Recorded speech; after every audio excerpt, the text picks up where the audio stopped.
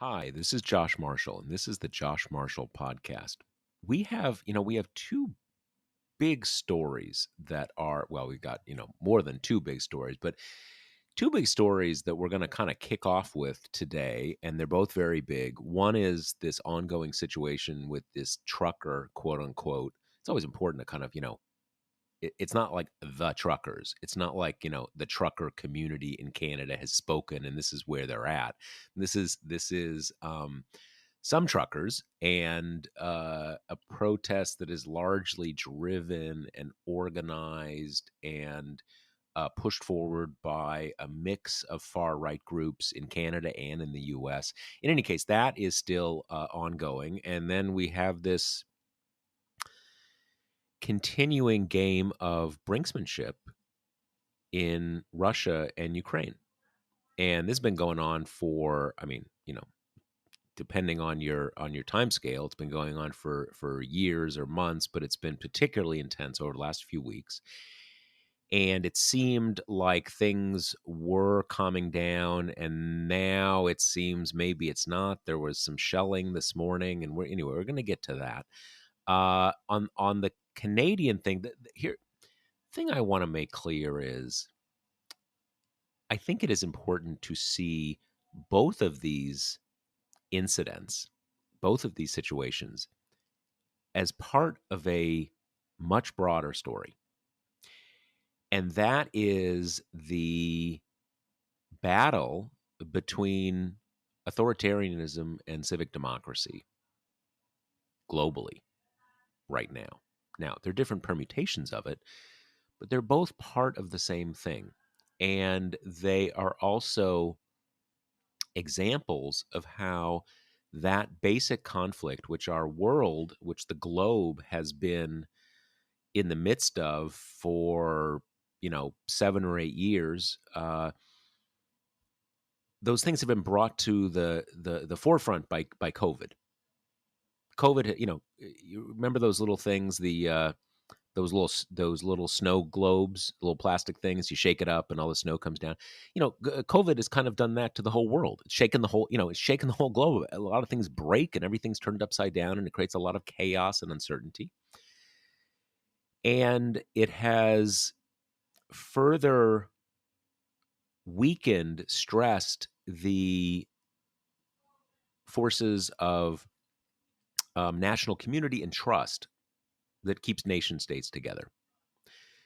And it has also brought this in various ways, brought this conflict between, again, authoritarianism and civic democracy to the forefront. We see this in this situation in Canada. Now, what has happened over the last few days, two separate things have happened. One is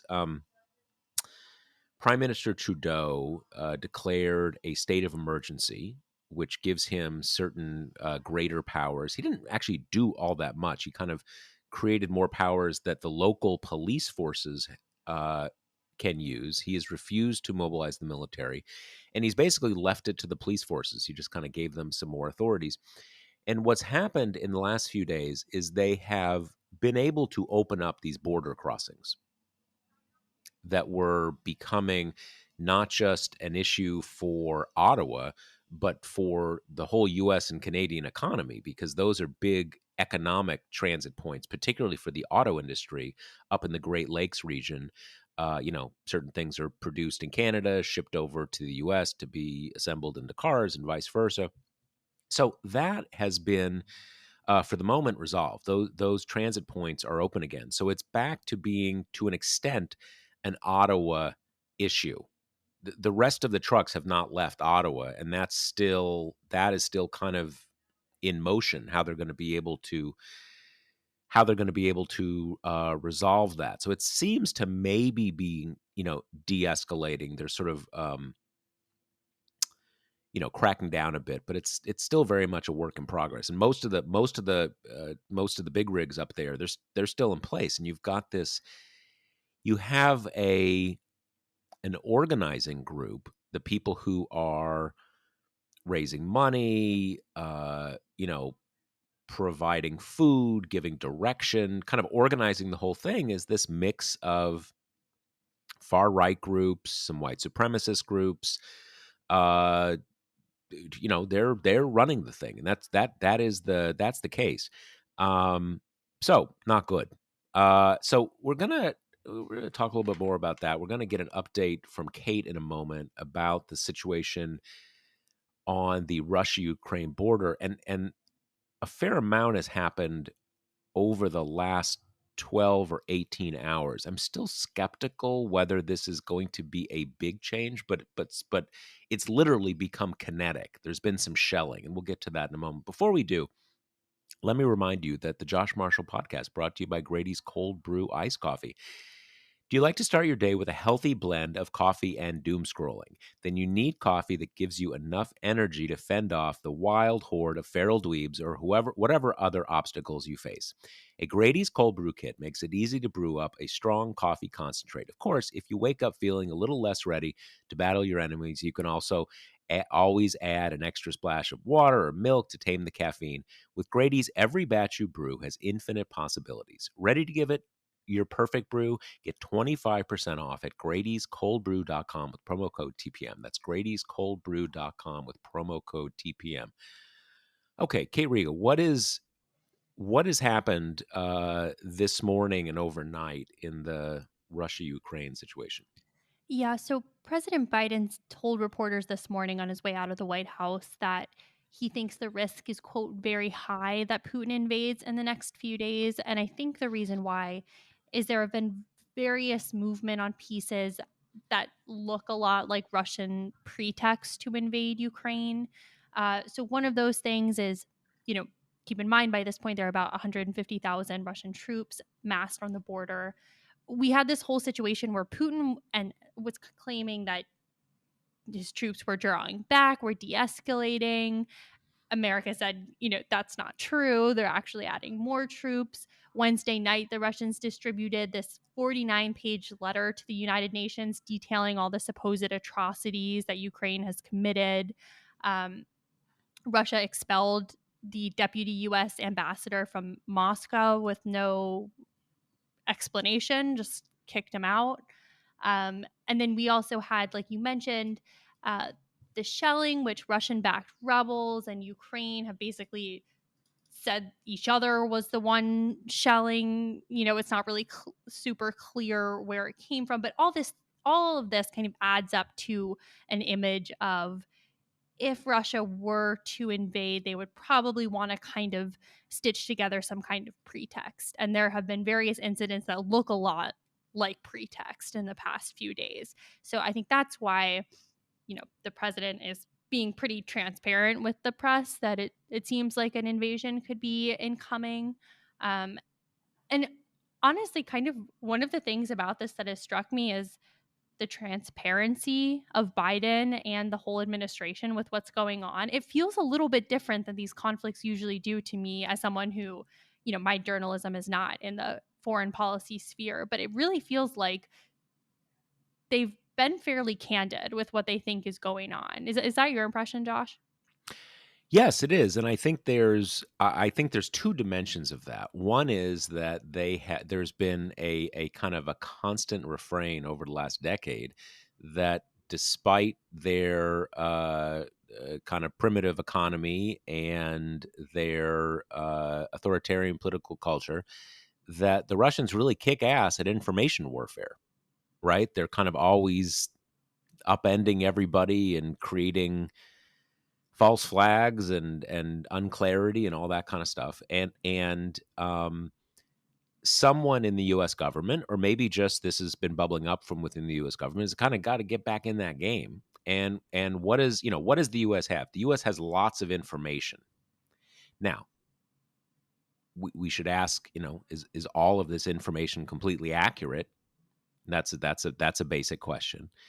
But the US can see a lot. It can see all sorts of stuff from the sky. It has all sorts of signals intelligence. It knows what the Russians are doing.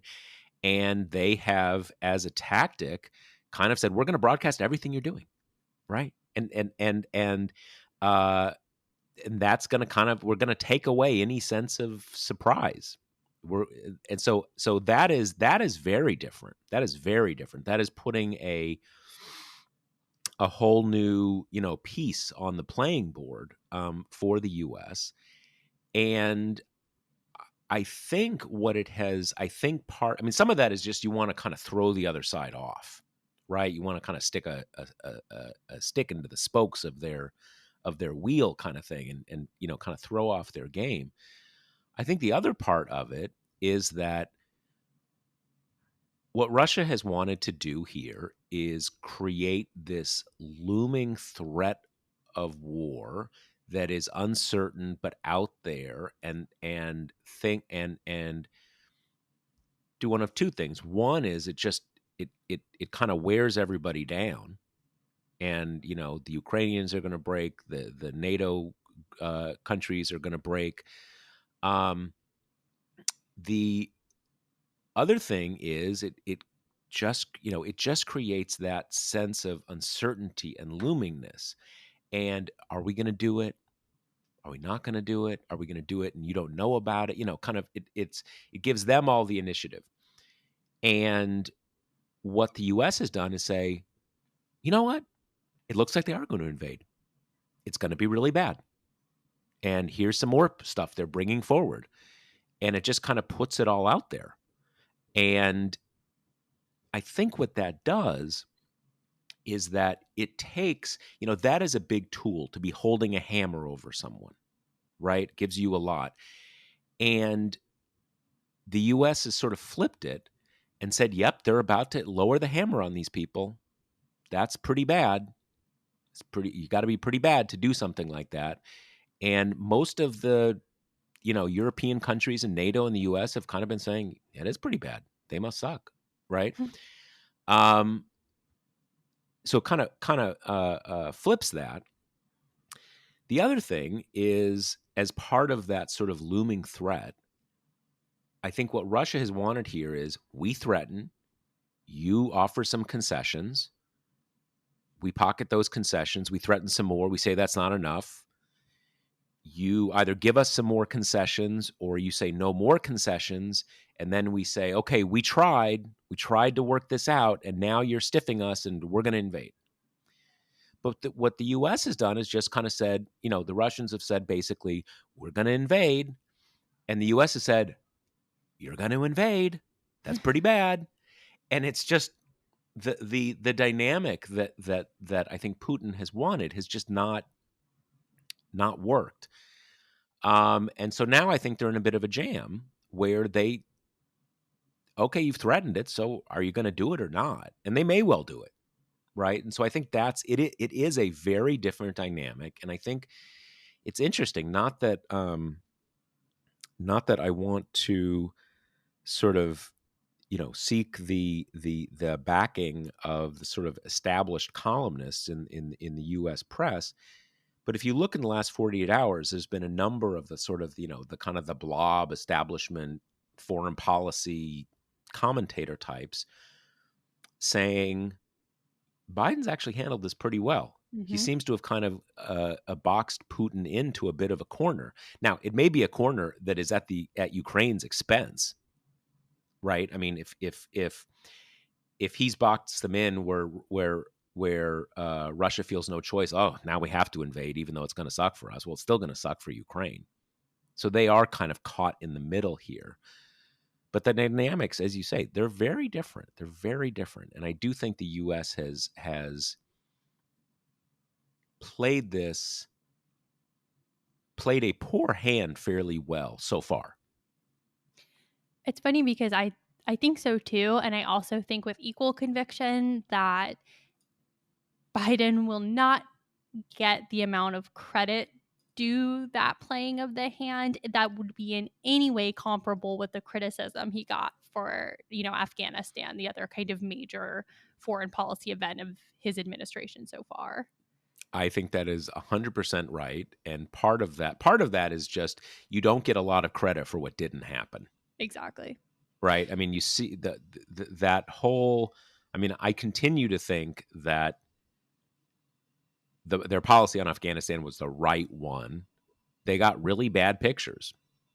it really upset everybody, and the reality there, right or wrong, the reality is it hurt him a lot.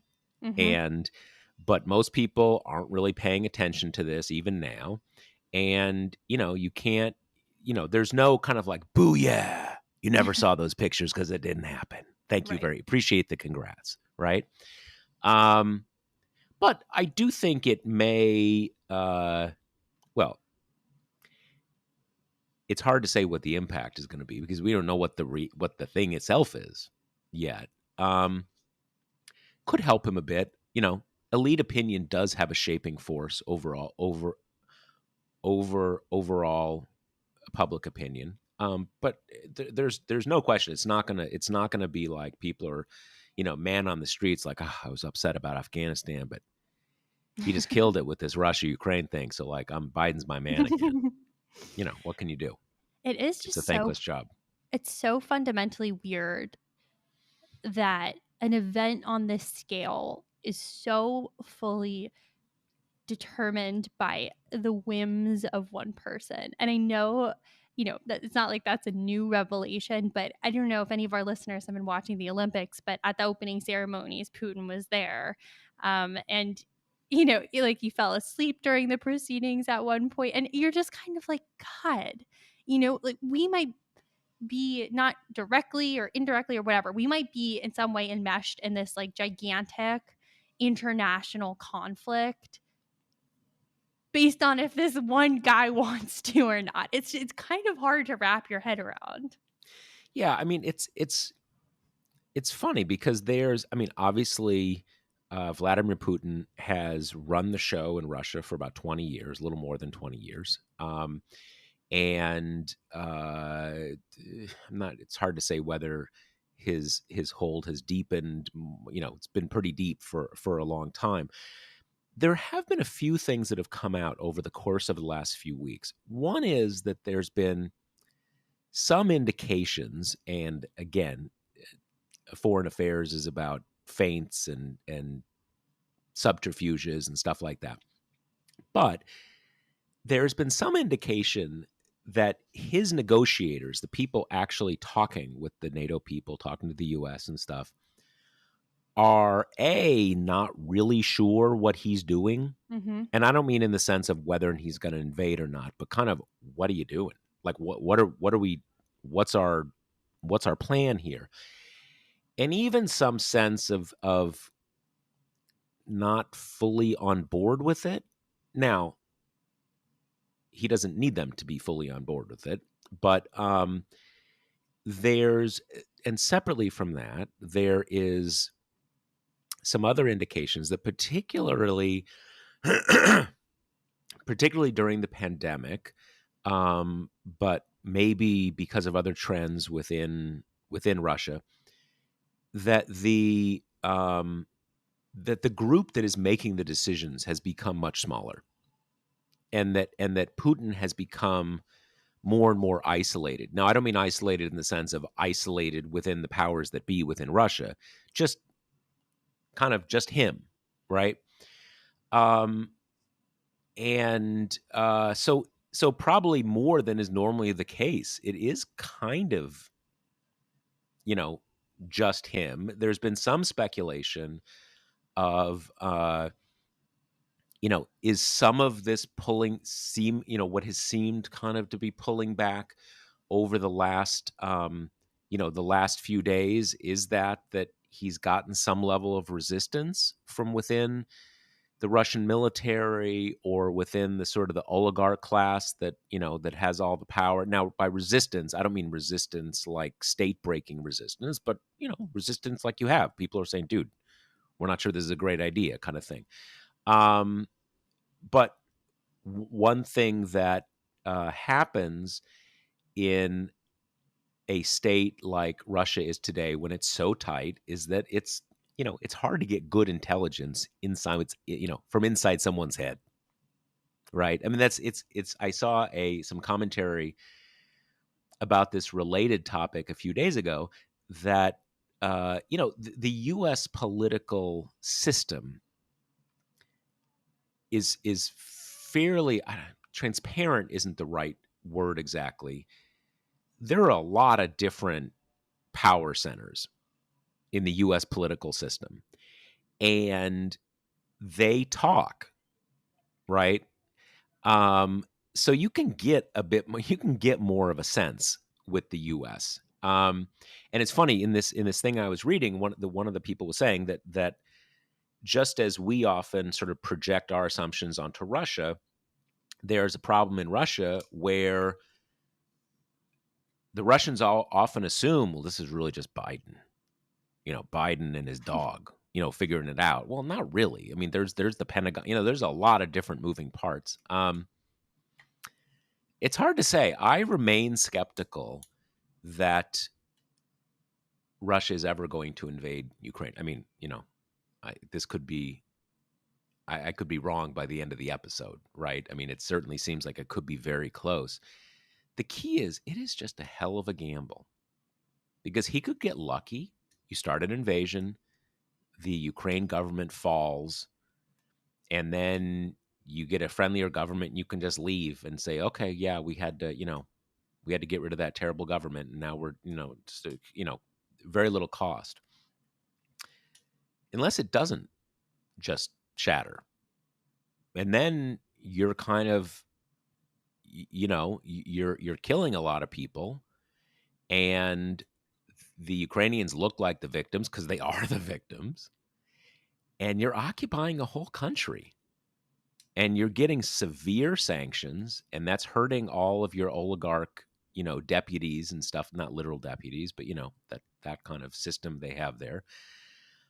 And it's a big problem that you can't control the outcome of by your own actions alone. And I suspect that is why they have been kind of hesitating at the brink, because it's a huge gamble and there's real downsides. I mean, I think the worst thing you can say about the US role in this, and I don't exactly believe this, but this is one way of looking at it, that the US is basically kind of saying, you know, we're not going to give you concessions. We're not going to hurt ourselves. We're not going to reduce our stature by giving you concessions. And we are going to play up your threats, because then if you don't follow through on them, you will look stupid. Your stature will be reduced. Threat, war, and then you backed off. I guess you're a paper tiger, and we'll kind of take, we'll force you into that situation. And if you do invade Ukraine, yeah, a lot of your people are going to die, and your economy is really going to be fucked. And we're your adversary, so too bad. That's not great for Ukraine, right? I mean, and this has come up from the Ukrainians through this thing, kind of like, you keep saying we're about to be invaded and our people are freaking out. Can you shut the fuck up? Can you stop saying that? Because you're doing Putin's work for him, right? Kind of like a psychological warfare campaign against us. Anyway. It's funny because I think all kind of the rundowns I've read have been like you say, invasion's a huge gamble. If it turns into anything more than just kind of an instant strike that does enough damage that Russian can get a toehold, if it's anything more than that, it's going to be bloody and protracted and not at all kind of a guaranteed Russian victory. And then all of these articles kind of go in the direction of, and that's why it would be potentially dumb to invade. And then they all uniformly end with, but Putin's been known to act irrationally before. So that's no guarantee of anything. So it's just an odd precipice to be on. Yeah, and there's also, it's funny. There has been it's been a little less in the last, 2, 3, 4 days, but there's this sort of 12-dimensional chess thing that people get with Putin, where there has been a lot of, Putin's definitely going to invade. The U.S. isn't being strong enough. If he invades, he wins. If he doesn't invade, he wins. Kind of like he wins every single way. right? Sort of like how people did with Trump in a way, like, oh, he walked out of the White House and he slipped on a banana, but that's just his grand plan, right? Um, e- it's hard it's hard to say, and I do think people there is, look, a lot of the press, the US press the US foreign policy and national security press is very wired into the Pentagon and the State Department, and that's not a matter of their, you know, controlled or not giving us the real story, but you that's their world, right? And there is this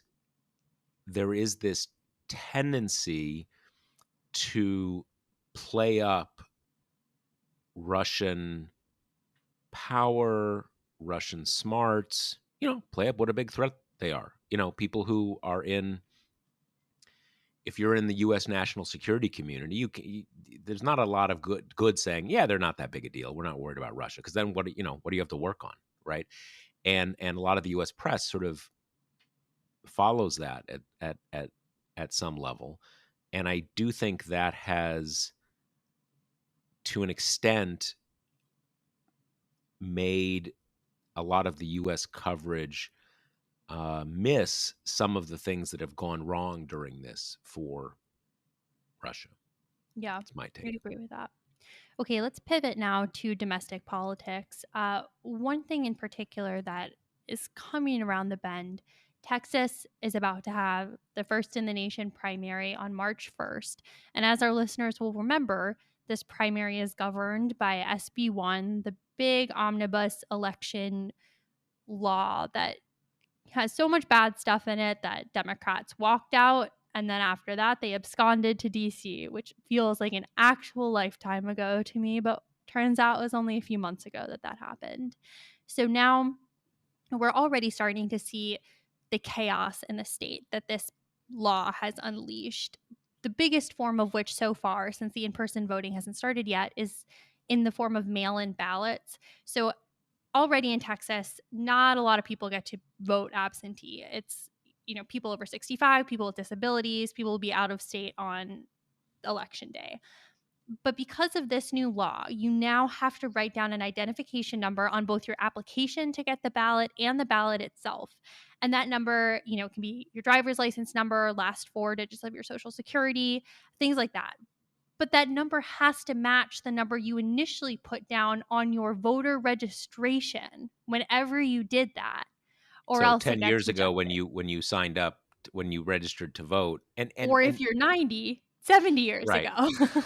Okay, so wait, so let me understand this. You have the choice of, like, you could use your driver's license, you could use social, so there's X number of possibilities, and you have to remember which of the various choices you used. So both of them could be correct. It's just you have Exactly. to remember which you chose. Yep. And Okay. that has some election administrators advising voters to just put down as many numbers as they know on the off chance that it'll match. But of course, the obvious result of this is a flood of rejected applications, a flood of rejected ballots. Some counties are seeing higher percents of rejected materials than they've ever seen before. And then, kind of compounding this problem, is you've got this ballot tracker that the Secretary of State's office has set up, which, objectively, usually a good thing, right? Because that gives voters more time to fix mistakes if they've come up, to know where the ballot is in the process. However, to access the database, you have to have both your driver's license and your social security number, even though you only need one of those things to vote at all. So people have been having a ton of issues with that. And I spoke to one administrator who's in Harris County, which contains Houston. It's the most populous county in Texas. They have their own kind of individual, just county-wide ballot tracker that they stood up on their own, and that only needs one of those numbers to track it. So for their confused voters, they can be like, okay, here's your off ramp, But obviously, that does not apply to everyone in Texas. And one of the weirdest things about these issues so far is they've overwhelmingly hurt old voters, people who are over 65. And that's a little nonsensical because white voters over 65 are one of Republicans' most dependable voting blocks. And now you've got these people who multiple people told me they've had older voters really, really upset because, they vote every election. They take pride in voting every election. And Now let now me, they're having their stuff rejected. it's interesting because some of this is, I guess, unforeseen consequences, but sometimes they get uh, sort of just turned around on their own about these things. Kind of, you have a general sense that, we want to stop the bad people from voting. So you kind of tighten everything up. But tightening, different kinds of tightening affect different groups of people. And it's a little, it's not clear what the outcomes have been. And a lot of those, there's a Texas law, there's a Georgia law, and some of those things that amount to tightening, you see, in isolation, and you're like, okay, got to put the last 4 of your social. Like, sounds reasonable. Most people I know they're social, not everybody. But you know, you just do so many of these things, and the consequences are kind of unforeseen. Now, I thought they had. Okay, so it's they have very little mail/absentee voting, but Mhm. at least before this new law, they had a fair amount of early voting. Now, how is SB1 affect, or SB whatever, affected early voting? Yeah, it's constrained it. Tighten the window. You'll remember the big kind of initial flare up around SB1 is that they were going to not have any early voting on Sundays, which Right. the Black community in Texas specifically said, this is a clear effort to dampen the souls to the polls effort. So they didn't end up using that. But yeah, I mean, it's these little things, and it's the interesting thing about it to me is I've been kind of puzzling over why why target mail-in voting in this way when you know that the greatest chunk of people who use it is probably a voting block that favors you. But I think there are different options, right? I think one of them maybe is just an unforeseen consequence. Okay. Two, maybe the point is to make voting as hard as you can across the board and just hope that the harms to the party are ultimately outweighed by the gains of suppressing, Democratic voters. And then third, there is this piece that, it feels like ancient history now, but Trump's war on mail in voting was a sustained months long effort. Yeah, And this that's what I was happened thinking. right Yeah. after that. So I think, and we talked about that at the time, that there wasn't at all clear evidence that turning people off of mail in voting was strategically going to help him get more Republican votes, but it just kind of was his entryway into the election is illegitimate, so he stuck on it anyway. Right. Yeah. I mean, absolutely. And it was, it's a complicated story to say exactly how he got onto mail-in voting as the thing. And as you said, I mean, kind of, you know, the big, the steal, mail-in voting. That was, it wasn't even like voter ID used to be everything, right? And voter ID was barely even in, kind of, it was there, but it wasn't the big thing. But that was his obsession, and some of that was these very specific things about the dynamics of the 2020 election, that we were in the middle of a pandemic, Mhm. lots of states turned up the dial on mail-in voting because you don't want people having to go and get COVID at all that kind of stuff. And they saw early on that that would be an argument for them. This mail-in voting was corrupt. It was this. So you have this obsession with mail-in voting, mail voting too, probably, obsession with mail-in voting, and that derives from this sort of the specific aspects of the 2020 election. He is, nonstop on that right about the time, as you say, that this is being put into law.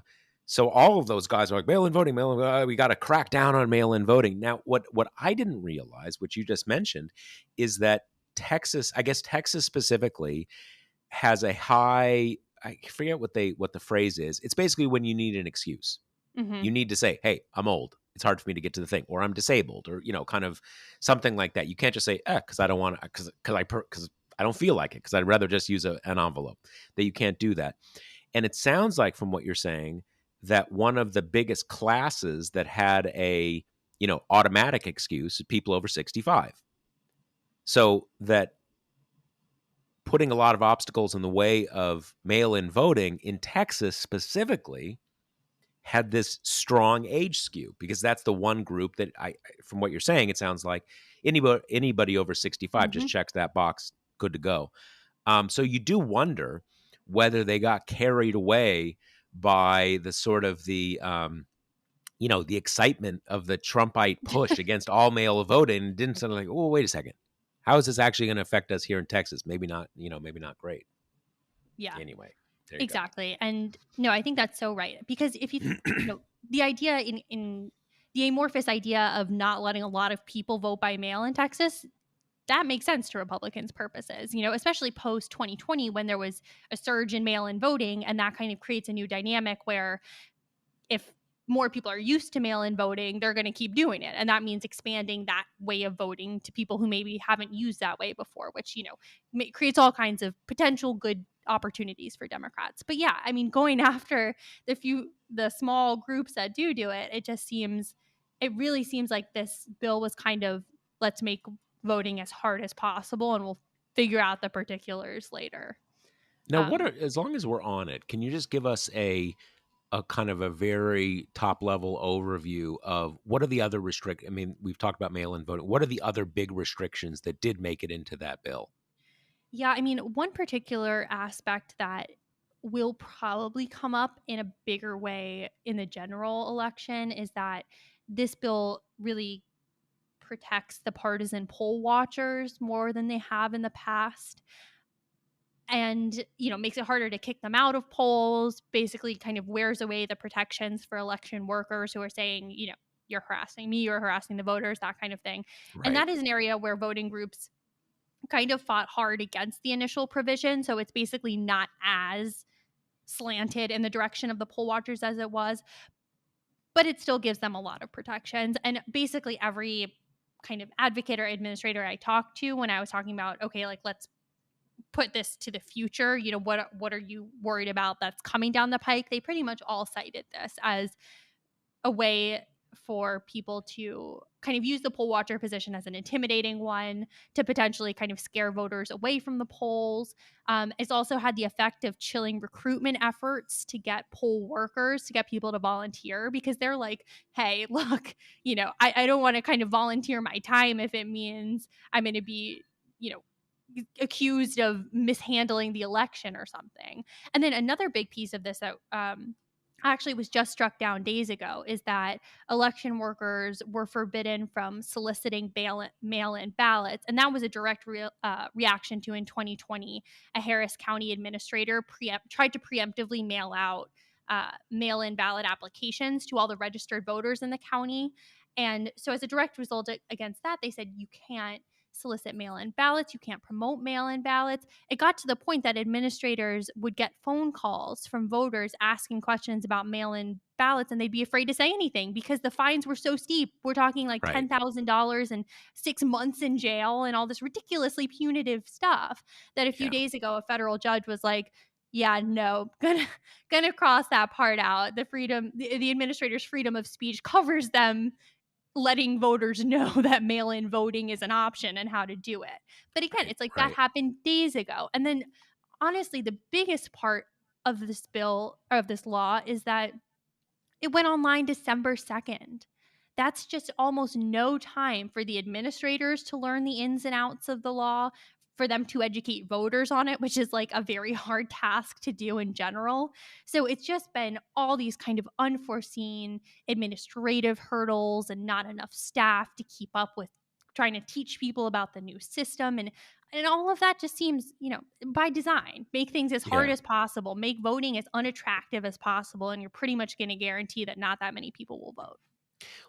There's also this case. There was this woman, and I believe this woman and her daughter in Georgia, I believe in Atlanta, election worker. This She got wrapped up into all the conspiracy theories about, like a chest of votes being taken out of in the night and caught in, all this kind of stuff. And she was, what was it? She was the one who was, someone who works for Kanye West was saying she's going to be arrested, and she was, kind of get pulled into that whole kind of right wing conspiracy theory machine and death threats and stuff like that. And like, if I were, I mean, wouldn't really apply to me here in New York. We don't have a lot of that stuff going on. But if I were someone, or my wife or someone I knew was, an election worker in like Arizona or Texas or Georgia, yeah, I'd be like, man, maybe not worth it. Yep. Like you're gonna get, it's, do you want to have that your life turned upside down? And that's scary. It's always, I think those of us from the outside, we see these things happen. Maybe they get death threats. None of these people have been assassinated, right? People make legal scare threats. None of them have actually been arrested. But that's easy for us to say, right? I mean, you never know. You never know what's going to happen. And it's not like, being an election worker, it's not like being a movie star or being like a lawyer at a white shoe law firm. You're like, oh, I'll take the risks because the payoffs are so high. It's not real, depending on where you are in the election administration hierarchy. Either it is just a kind of a regular civil servant's job that makes a kind of a modest income, or it's seasonal minimum wage work. I mean, you're not getting anything. It's basically just a civic participation thing. And when you raise the costs like this, what's the point? Right.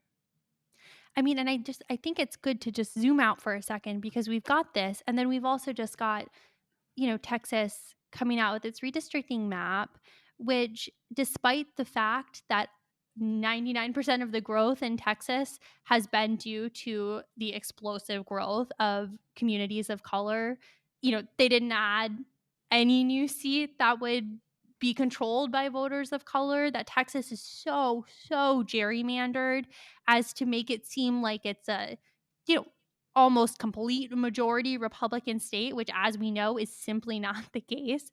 But I Right. just think it comes up a lot, this whole idea of like Texas as Democrats' white whale. They always think they're so close and then they don't get it. They are close. I mean, composition wise, they are very close. But the problem is you've got laws like this with a Republican majority legislature where Democrats can't do anything about it. And then that same legislature also sets up the maps to make sure they never lose. So it's just, it's such a good example of all of these kind of structural hacks Republicans have pulled off that just make the state completely non-competitive despite its composition and how many of its voters are Democrats. And in one of our recent episodes, we talked about how, Democrats have done surprisingly well in redistricting, even by Mhm. some estimations, have, gained. It's always kind of what you're talking about when you say gain seats. We haven't had an election, but have maybe gained advantage in a couple seats as opposed to losing advantage in 10 seats and something like that. But one of the things, I think you brought this up in one of your articles, is that, one of the things that goes into that is that Republicans use that redistricting power not to get more Republican seats. These are already heavily gerrymandered states, but to say, well, we had these seats that have really kind of become a little more marginal because of population changes. Let's just shore them up. Let's get them back to being 15-point, Republican advantage districts, whereas between 2010 and now, they've drifted towards, some of them are 6-point Republican districts. And you can, as Republicans, you can lose a 6-point Republican district, especially if it's trending against you. Um, so yeah, I mean, beneath that good news that redistricting ended up better than Democrats had feared, a lot of that's just that it was already really, really gerrymandered, and they were able to use the additional. What did they get? 2 seats, 2 new seats in this. Yeah. Get to use those 2 new seats, and the continued gerrymandering advantages to just shore those up and keep it where it's been, which for Republicans rocks. Yeah. Well, and I think, it sounds like just kind of a wonky little thing, this idea that there are almost no competitive House races left. But it's hugely important to what the Republican Party has become. Because if your only competition is going to be a primary from your right, you're going to go to your right. I mean, it just encourages this environment when we have Marjorie Taylor Greens of the world, because all you got to worry about is out crazying the other Republican, and you're going to slide through the general because it's a 15-point Republican seat and there's no Democrat who could reasonably challenge that. So it just also, adds flame to the fire of this environment where Republicans are becoming wedged so far to their right and so extreme because there is absolutely no political incentive to not be that way.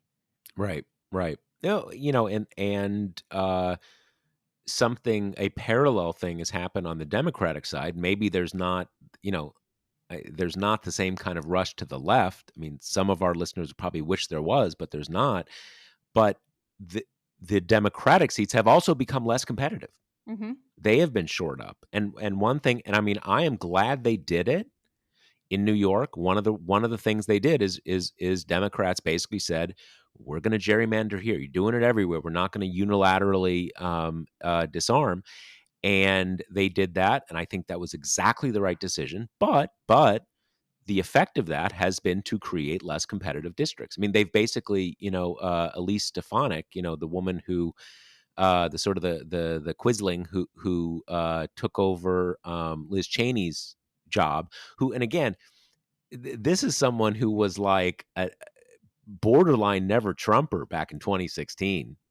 Kind of moderate New York Republican who went totally in for Trump. One of the things the Democrats did in New York State is they basically said, all right, let's find all the Republicans north of Westchester County in New York, and we're going to put them all into one district, and it'll be Elise Stefanik's district. So the redistricting, in a way, has been great for her. They've made like a 20-point Republican district that is like, a huge. It's basically, half of upstate New York with carve arounds for any of the cities and any place where hippies live, right? and just made it like a totally GOP district. So it's on both sides. They both all seats, Republican seats, Democratic seats, have all become less competitive because of all this. Right.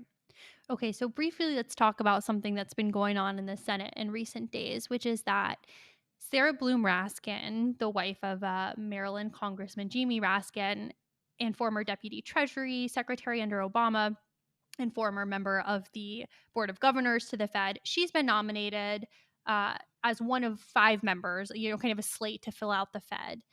And I Republicans didn't have, realize she was his wife. I didn't. I yep. didn't. Hmm. I'm always last to know. And so Republicans have decided to vociferously oppose her nomination.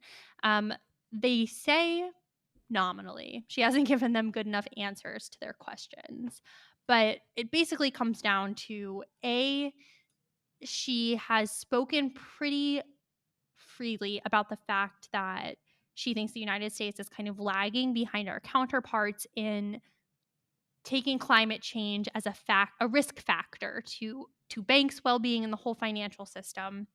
Um, which doesn't sound that controversial to me, but this idea that climate change is going to make everything unstable, so of course it would also make the financial system unstable. And she also wrote an op-ed during the pandemic where she criticized the payment protection program for giving loans to fossil fuel companies.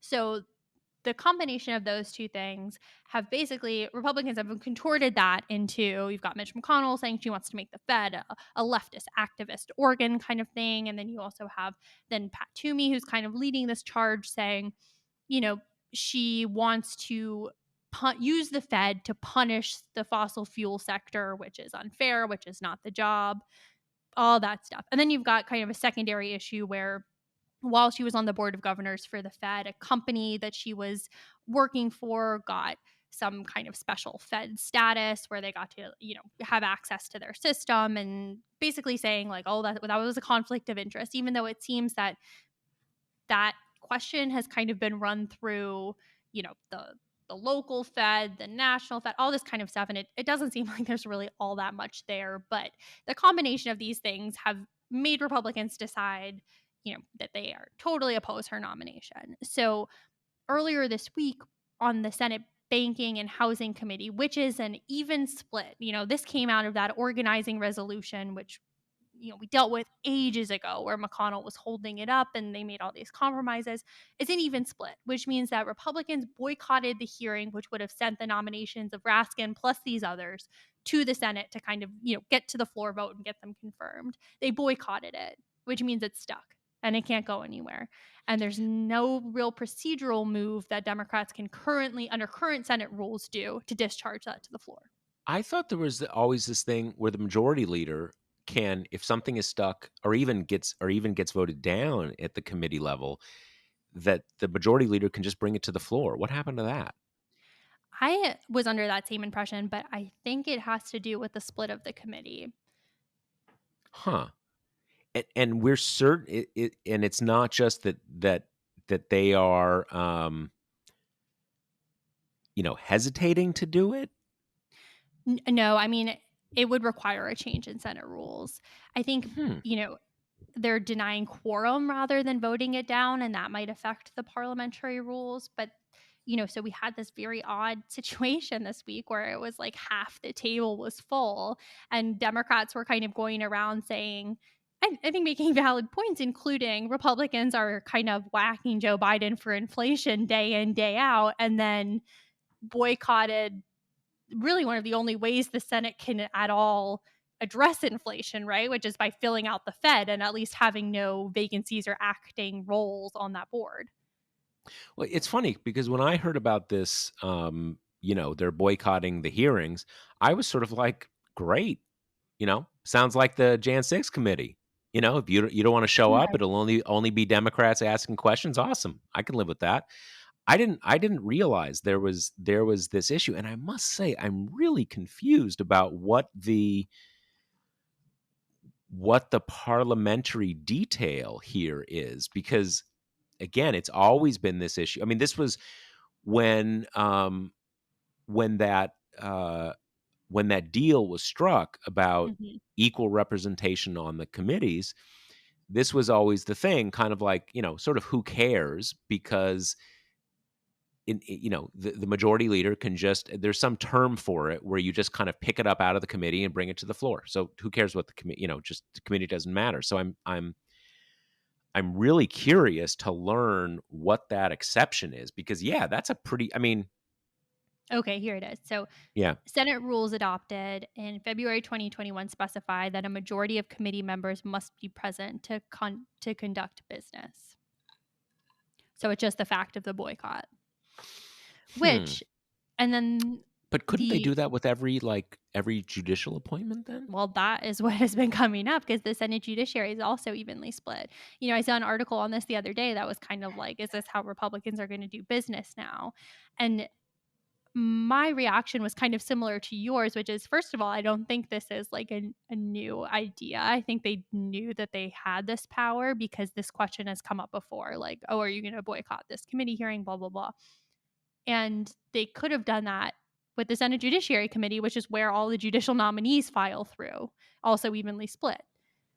So I don't know. I find And it a and bit perplexing. and okay, so a majority, so that means that you actually only need one Republican to show Exactly. up to That's right. to to do it. So you need it to be universal. You need every Republican on the committee not to show up. And is the idea here that that Manchin and Sinema wouldn't allow a change to this rule? No idea. I mean, honestly, given what we and predicting with these two, always folly, but this is something that would, to me, strikes me as something that Manchin would see as unfair, that he would not be okay with, the boycotting of the votes things. I mean, he's so kind of stuck on this idea of what a president is it allowed, that we've seen it kind of spill over into the direction that makes Democrats want to die, with the whole I wouldn't vote for a Supreme Court nominee in the weeks before an election. I think that's kind of connected to this. He seems to have a pretty solid sense that, no matter the party, this is what you get to do, and this is something that the party in power gets to do. And I mean, I could be wrong, but this seems like the kind of rule change I think he would probably be on board with, because it's so small and procedural, and it would just involve being able to discharge nominees to the floor when there's not a quorum. That's such a Mhm, small tweak. And mhm. it's not like that means that they are confirmed. There still has to be a floor vote. I mean, Republicans do have opportunities here to kind of use their vote. They're just Right, being kind of sore losers because they don't have the right, numbers right, right. requisite to shoot her down. I also wonder, is there something about the composition of that committee that makes it easier? Like, do they have none of the, Romney, Murkowski, Collins types who maybe they couldn't get every single last Republican to put, because it's a funny place. You'd think this would have happened on judicial stuff. That's where the action is. I Right. mean, they can make a big deal out of it, but Yeah, I mean, quickly generally, yeah, kind of quickly scanning down their membership list, they don't have any of those kind of usual suspects. usual suspects. Yeah. I mean, Toomey is the ranking member who, I mean, he's not like insane, but he's not a Romney He's by any pretty. means. He's pretty. I mean, it's the standard keeps changing. He Right. was when he was elected.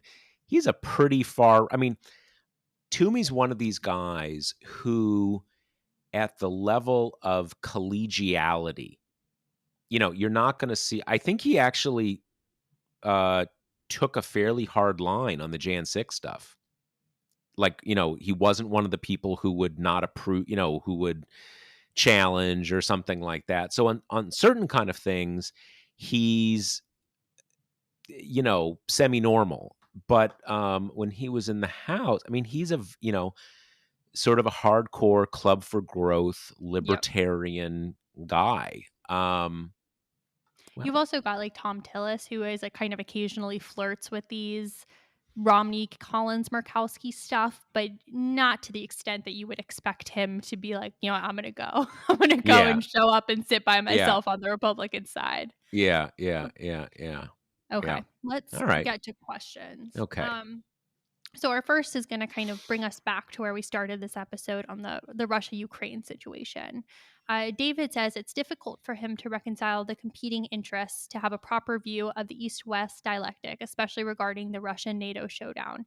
He says you got the mainstream media on one hand focusing on questions of, what will Putin do? What does he want? Will he invade? And then he says on the left, naked capitalism promotes a peace that portrays the West as hegemonous, trying to box in Russia to humiliate it while exploiting Western ties, um, forcing Europe into buying expensive American gas, et cetera, et cetera. So it feels like there might be war. What am I to make of this framing? What actions are really correct or good for the West in this context? Well, this is, I tried to get at some of this in a post a couple days ago. A lot of this stuff of we're trying to get Europe to buy American gas or buy US weapons and all that. That stuff's not really true. There's some margin of that. We want new markets and stuff like that. But that's not what is going on here. And this idea that we are trying to box Russia in and humiliate them and all that is a lot of that is just kind of lefty claptrap. That is, since the US isn't great, countries that are rivals of the US must be better kind of stuff. Having said that, there are decisions the US made 25 years ago when we expanded NATO to we basically enrolled all of the Warsaw Pact into NATO and more. And there were a lot of people at the time. I would include myself in that list, although there wasn't a lot of, as a graduate student, I did not have a lot of influence on these questions at the time. But basically, we took this moment when Russia was on its knees and expanded our binding military alliance right up to their borders. And Russia is a country with a history of um, a great power with an aggressive and expansionist foreign policy, with a lot of well earned history and paranoia about being invaded, because they have been invaded a bunch of times. And so the idea that you are going to expand your military alliance right up to their borders and that that's just going to be fine and they're going to be fine with it is crazy. Now, you can do it or not do it. And there were some arguments for doing it, one of which is people who said, look, this is a country that has been a bad actor on the world stage for a long time and has destabilized and threatened Europe for a long time. So take the moment when they're weak to kind of lock in a different arrangement. So there's and the funny thing about this is there were a lot of people in the US in kind of positions of influence in the sort of the US foreign policy elite who genuinely had this idea, we're just bringing all the cool stuff the Western Europeans had after World War II. We're giving it to Poland and Romania and Czechoslovakia. Russia doesn't have anything to fear from that. We're not invading Russia. Why, we just have to make them drop their paranoia and understand. Well, sort of.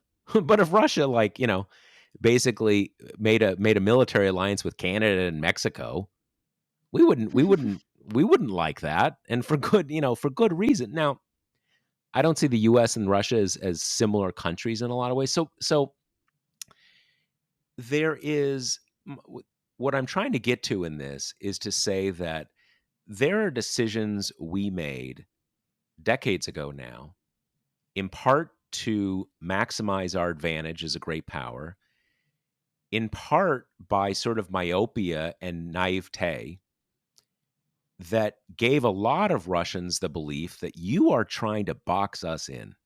We're a great power. We're a great power with a great history and a sphere of influence, and you're trying to box us in and make us kind of nothing.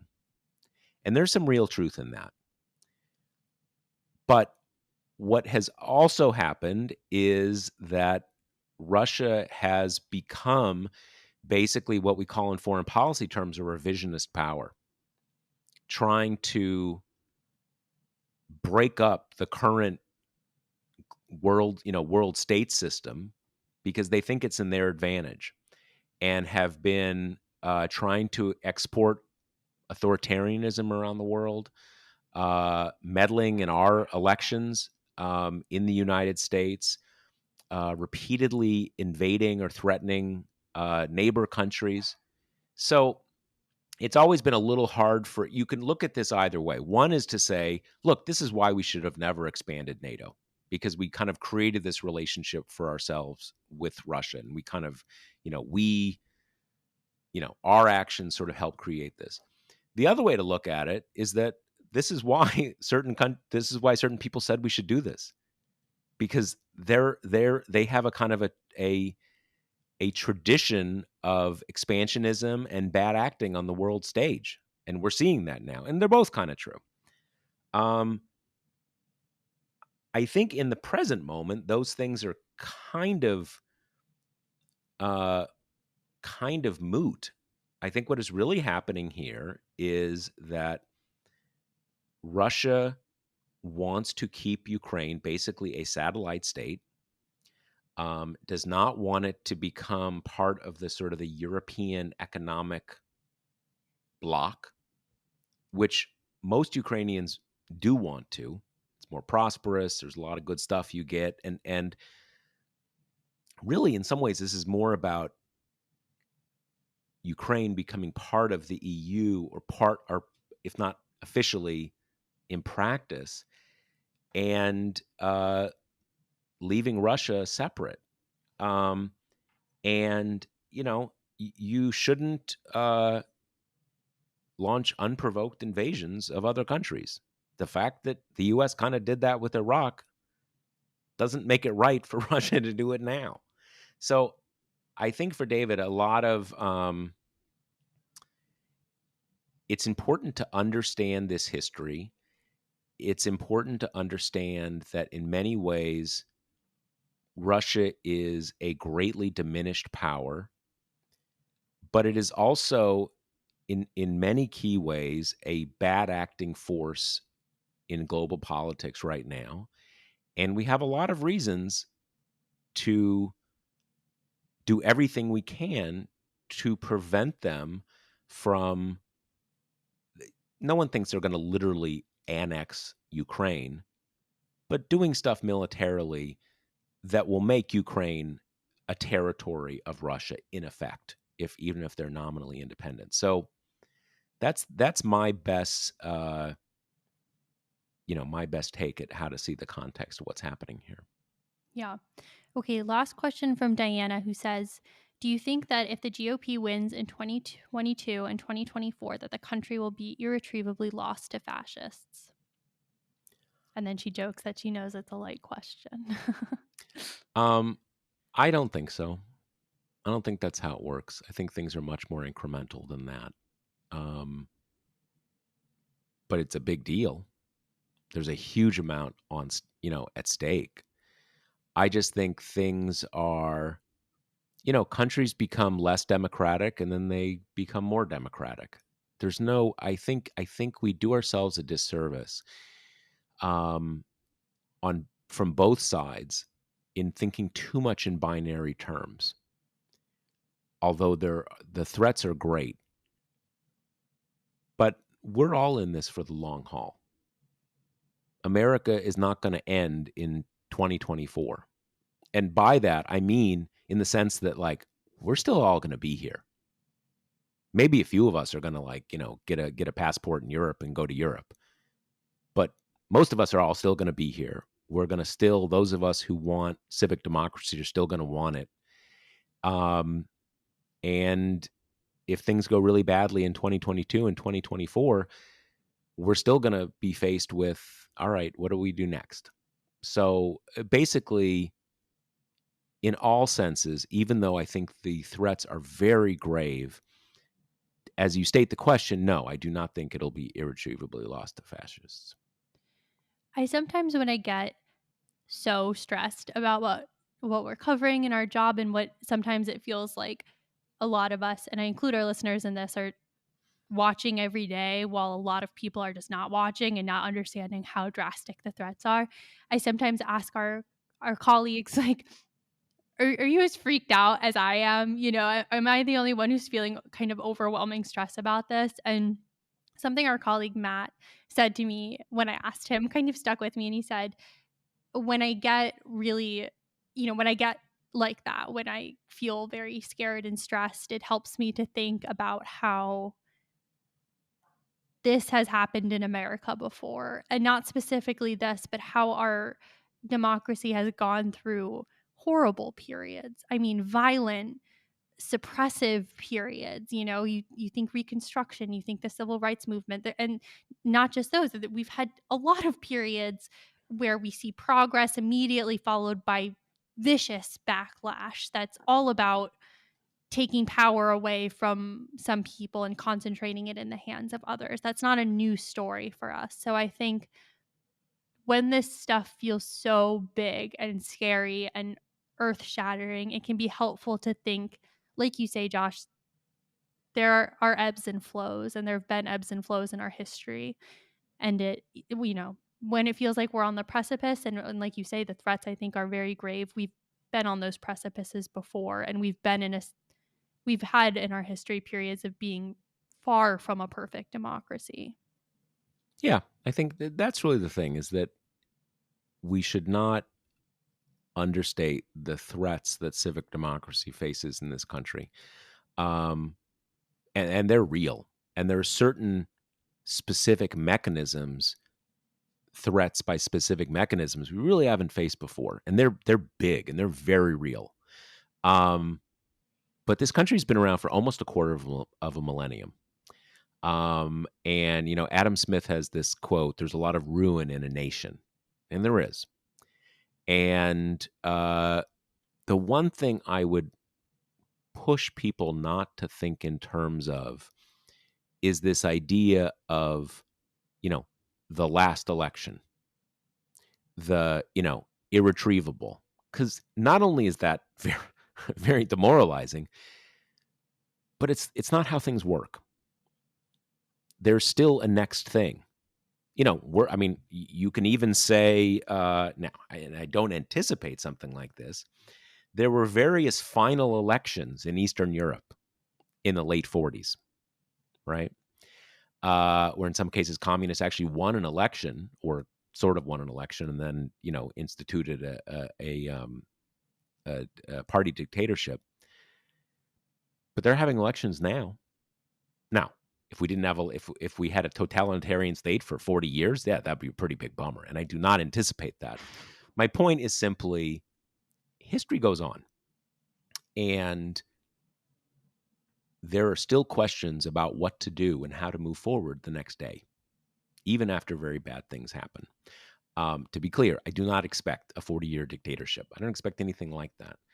But to Kate's point and Matt's point, we have had very big ebbs and flows in this country.